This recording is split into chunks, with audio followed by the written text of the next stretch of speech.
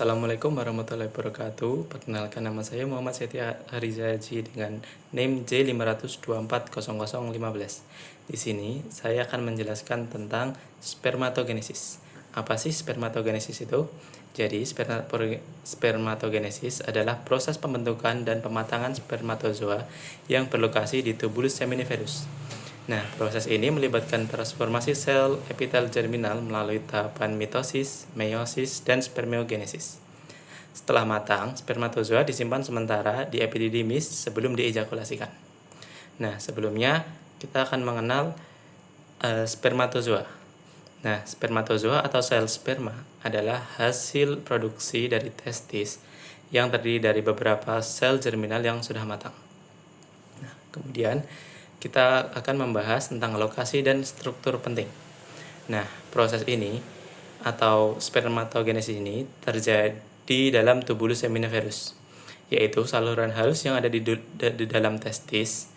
Dinding tubulus ini terdiri dari sel germinal yang akan berkembang menjadi sperma, kemudian ada sel Sertoli yang berfungsi untuk memberi dukungan dan nutrisi. Kemudian pada luar dinding tubulus akan ada sel Leydig, penghasil hormon testosteron yang penting untuk merangsang spermatogenesis. Kemudian selanjutnya kita akan masuk ke tahapan spermatogenesis, yaitu ada 3 tahap penting, yaitu fase proliferasi atau mitosis. Ini dimulai dari spermatogonium yang membelah secara mitosis. Beberapa akan tetap menjadi spermatogonium, yang lainnya berubah menjadi spermatosit primer. Kemudian tahap ke fase kedua, yaitu fase meiosis. Nah, pada tahap ini spermatosit primer akan menjadi meiosis 1. Nah, ini akan membentuk spermatosit sekunder. Kemudian spermatosit sekunder akan mengalami meiosis 2, yaitu akan menghasilkan spermatid. Kemudian tahapan yang terakhir yaitu adalah fase diferensiasi atau yang bisa disebut spermiogenesis. Nah, pada fase ini spermatid berubah menjadi spermatozoa. Nah, dengan kepala berisi nukleus dan akrosom. Untuk menembus sel telur pada sperma akan dibantu oleh bagian leher dan ekor untuk pergerakannya.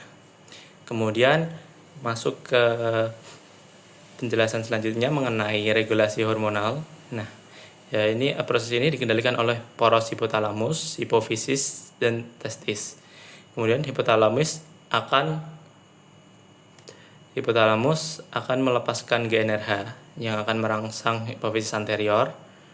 Kemudian hipofisis mengeluarkan hormon LH, yaitu untuk merangsang sel Leydig untuk memproduksi testosteron. Kemudian akan merangsang juga hormon FSH untuk merangsang sel Sertoli. Kemudian pada sel Sertoli ini untuk mendukung spermatogenesis.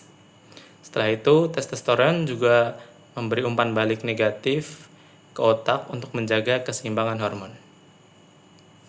Kemudian untuk hasil dan jalur dari sperma ini tersendiri, setelah terbentuk, sperma akan berpindah ke rete testis, lalu ke epididymis untuk pematangan dan penyimpanan.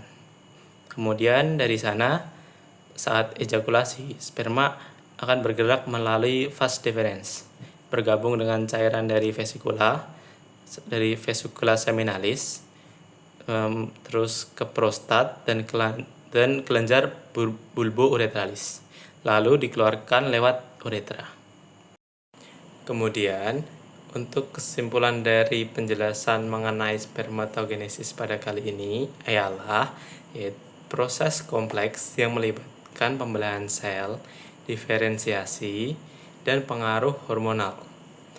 Memahami mekanisme ini penting untuk mengenal lebih dalam tentang kesehatan reproduksi pria. Sekian, terima kasih dari saya.